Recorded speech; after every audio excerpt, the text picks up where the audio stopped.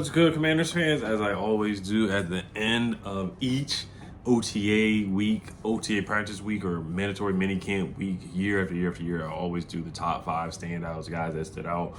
I will talk a little bit about Jayden Daniels' contract that he signed at the end. Happy to hear that. I think all the rookies have signed, if I'm not mistaken. So that's awesome to hear that they got that out the way. No holdouts. We know Baker Mayfield back in the day, he had a holdout. I think JJ McCarthy, if I'm not mistaken, is like holding out for some type of contract thing. And so it's good to just, there's no riffraff or any disagreements like that, just smooth sailing. This was a very smooth sailing mandatory minicamp OTA offseason, like no controversy. Everybody showed up. I remember with Ron, there was a couple dust-ups with Jack and interviews. Like, we had nothing off the field. Like, everything was strictly football on the field. For the most part, really. I mean, I don't think any other than the little T-shirt that Dan Quinn wore with the feather on it. That's like the only thing that was brought up off the field during these OTs. Where previous years we've had a lot of stuff off the field that has been brought up. So that's good to hear. So we'll see. I mean, it may not translate to wins or anything like that, but it's just good to see that focus from the guys and everybody showing up to OTAs and minicamp as well. So, all right, let's start out with some low-key guys. I know Jayden Daniels is obvious to say, so we'll leave him towards the end, like I said, and talk about his contract. Let's get started about Davon Davis, man. Davon Davis is a guy where he was in the XFL, UFL, whichever league it was. He performed really well. Now he's trying out with the Commanders. And, will he make the roster? It's a slim chance, but can he make the practice squad? I said this again, the top 3 guys, and I know people disagree with me on this about Luke McCaffrey over De'Ami Brown. But I just think in the front office and the coaching staff's eyes, they drafted Luke for a reason. So I think just over the draft status, they're really going to put him over De'Ami. And I think, honestly, it's not going to be that hard to do that, to beat De'Ami out. Or, Zacchaeus could step up and be the 3rd guy. Who knows? It's just competition after Terry and Jahan. It could be Zacchaeus. It could be De'Ami. It could be Demir Bird. It could be Mitchell Tinsley step up, one of those guys. So, it really is wide open after, because De'Ami just hasn't really done much. I don't want to make this about De'Ami, but, you guys get the point here. So, Davon Davis has played really well, man. He made a big catch on June 11th, the first practice from Marcus Mariota. He made the catch of the day per Zach Selby near the start of team drills, catching a sideline pass from Marcus Mariota before rolling out of bounds near the left sideline. He also caught a pass from Jayden Daniels. And then even Rhiannon Walker said that Marcus Mariota threaded the needle between 3 defenders for a beautiful touchdown throw to Davon Davis in the back of the end zone. Davis got his knee down to make the catch. That was on June 13th. So June 11th and June 13th, he made some really, really nice, noticeable catches. So a guy who's trying to fight to make the roster, to make it in the NFL. If it's not here, hopefully, he can get signed somewhere else. So Davon Davis is making impressions. So I'm really intrigued to see what he does in the preseason games. I'm intrigued to see what he does against the Jets in the scrimmages. I'm intrigued to see what he does against the Dolphins in that one joint practice scrimmage that we're going to have. So I like hearing about new guys fighting for roster spots. Didn't hear much about Rosemy Saint. I know some people commented on my video before, said Rosemy got injured. I didn't hear anything about that. But we didn't hear a peep about Rosemy Saint ever since that incredible catch that he made on the one-day rookie minicamp that they had, or the one day open to the media. So Davon Davis, man, I just keep an eye on him, man. I really would. I would just keep an eye on him for sure. All right, another guy that people haven't talked about much is Dorrance Armstrong, the pass rusher. So this one's going to be quick with Dorrance because at this point I know it's offensive line and defensive line. They don't have pads on and whatnot, T-shirt and shorts, so it's like kind of watered down a little bit. But Rick Snyder said that Dorrance Armstrong has been quick to the football. He's just been fast as a pass rusher. And he had, 7.5, 8.5 sacks last year with Dallas. And he's the guy that had the most sacks last year on the defensive end sides. Between him, Dante Fowler, Cleveland Farrell didn't have a lot of sacks. So he's really the guy that has that generated the most pressure last year out of all the new guys that we brought in. Really, out of all the guys that we have on the roster, Dorrance Armstrong has the numbers to really back it up. So, he's showing it off in practice so far per Rick Snyder. John Keim said he pushed Andrew Wiley back on a play that was very impressive. But John Keim, he dialed it back because he said right now, there's no pads on. But still, I'm happy to hear that because my question is, I know it's going to be a rotation of guys, but who's going to be the dominant pass rusher if we have one? Is it possibly Jamin Davis? Who is it going to be? So, we can manufacture pressure with different stunts and twists and stuff like that. Just bring the linebacker, bringing Frankie in, bringing Jamin in to create pressure. But, right now, we don't have that one star edge rusher. You don't really need to have a star edge rusher to get to the quarterback and generate pressure, but of course we have our defensive tackles. Johnny Newton can get to the quarterback. Deron Payne has certainly done that throughout his career. John Allen has done that throughout his career, but you look at the edge rushers, and they're all good rotational guys. So who's going to step up and be that one guy that can really rely on third down that consistently will put fear in other teams' eyes and get to the quarterback? And I think Dorrance Armstrong has the best chance to do that. He's showing it all in practice so far. Quan Martin, man, that interception was incredible. I'm going to show that clip again. That was just awesome for him to have the presence of mind to tip Marcus Mariota's pass in the air and then catch it behind him. Dan Quinn loved it. I know Joe Witt Jr. loved it. They've just been talking about ball is life, create turnovers. And that's what Quan Martin did. I mean, you see the game where he had the game-sealing, game-clinching, he called game interception on Mac Jones. Had a good end of the year. You know, I know Ron Rivera set him up against Tyreek Hill, but that's really not Quan's fault, in my opinion. But Quan Martin, man, he showed some strong potential towards the end of the year. Even Dan Quinn said this in an interview. He said, "You've heard me talk about ball skills a lot, and they've really put, you know, that type of work in to find that." And thinking like an example of that was Quan Martin yesterday to make a fantastic play. Those don't just happen, so you have to put the work in to create takeaways. Also, the catching in those moments. So that alone, I've been impressed by from where I saw us at the early part of the all-season program to where we're at now. So, I mean, they even have an extra jugs machine out there for guys to catch the football. They really want defenders to catch the football. They don't want guys dropping passes and missing out on opportunities, man. They really are emphasizing forcing turnovers, and a play like that by Quan Martin is what they want to see for sure. Dan Quinn also said about Quan Martin, man, I'm really excited about what he is, what he can be, and I just feel like he's one of those people. I'm feeling this momentum take place for him to ride this big wave, and because he's just gaining confidence in this new system.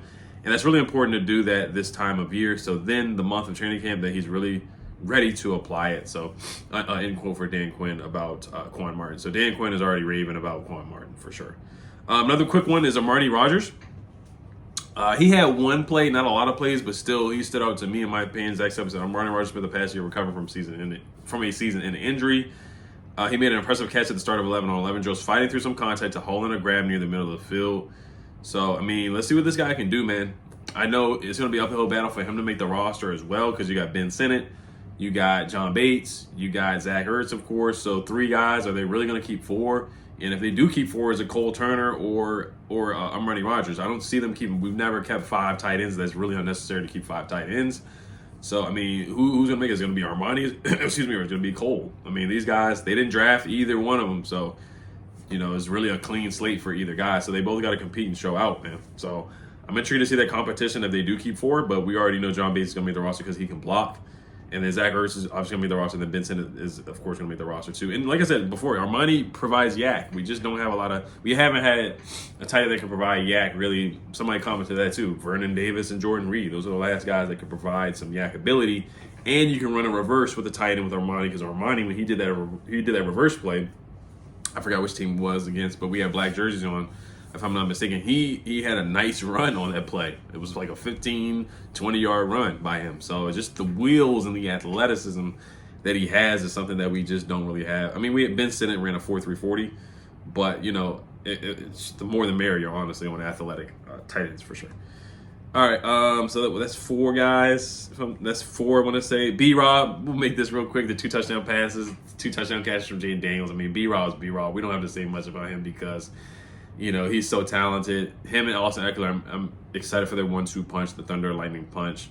And Brian Robinson had 2 nice touchdown catches from Jayden Daniels in red zone drill. So we saw what he did against the Seahawks in that game as a pass catcher, as a receiver. The Broncos game, the first game, all the games that he's had really good games. He's just been awesome. Even after being shot, he's just been a great running back.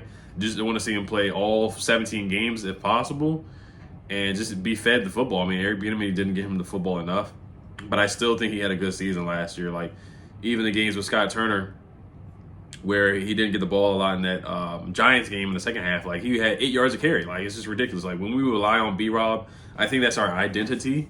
And Jayden Daniels being like another running threat out there, I think our identity should be really running the ball, in my opinion. Smash mouth, nasty, run the football. That should be our identity. But of course, we'll see what Cliff Kingsbury does, and I think he will be. But look at James Conner. James Conner had like multiple over 10 to 12, 16 touchdowns one year. I wouldn't look it up under Cliff Kingsbury, but he got into the end zone a lot, and I think that can happen for B-Rob as well. All right, so let's get to Jayden Daniels here real quick. I do want to read some quotes because I know some people talked about the competition aspect of everything, about what Dan Quinn had to say. Of course, he said it's still a competition. He's not going to name a starter right now, and that's coach speak. That's what you're supposed to say. But Dan Quinn had this to say about Jayden Daniels, quote, "This guy came in with really excellent football characteristics in terms of command and huddle and vision. What you probably don't see is the amount of offense and defense that the coaches put in." Oh, I'm sorry. Yeah, this is what he said, the huddle and vision. For him, he said, quote, "For him to absolutely nail that and go early and say, I have that, I have it, there was a lot of work put in from the studying spot. Not only do the physical traits show up, it's the work ethic through the season. You guys will feel that and see that this is the guy that really puts it in." Also, Dan Quinn said this about Jayden Daniels. "Getting out of a bad play, here comes a blitz to the side. Gets to the check, gets to something else." Dan Quinn said of Daniels' strengths. And also knowing where to go with the correct read at the end of it. Just having command, honestly, whether it's in the huddle or at the line of scrimmage. So, I mean, he also said this guy has a lot of starts and a lot of experience that showed up early when he first started here, and it continues right now. So, nothing but great things from Dan Quinn about Jayden Daniels. Jayden Daniels also said he gets to the facility at 5:45, working with Luke McCaffrey, working on chemistry, throwing football to him and whatnot. So I'm also, Dan Quinn says, quote, "We wouldn't have given him those spaces and those times and those first team reps if he had not been doing that." Quote, but it was really clear that he's put in the work and he was ready to do that. So Jayden Daniels is showing out, man. He's playing well and doing the right things, being a leader, talking with teammates, respect with teammates. The teammates say he's very approachable. All of them say he gets there early. John Allen said he gets there before him, gets to the facility before he does. So nothing but good things. The red zone plays, the passes to Brian Robinson for the 2 touchdowns, touchdown pass to Austin Eckler, or touchdown pass to Jahan Dotson in red zone drills. So he had a rough day one day where he threw the ball up, it got tipped, and then it was supposed to be intercepted by Nick Whiteside. He struggled a little bit in red zone drills that first day, and then he improved and got better and threw some really nice touchdown passes to B-Rob, Eckler, and Jahan Dotson in red zone drills, and really performed well.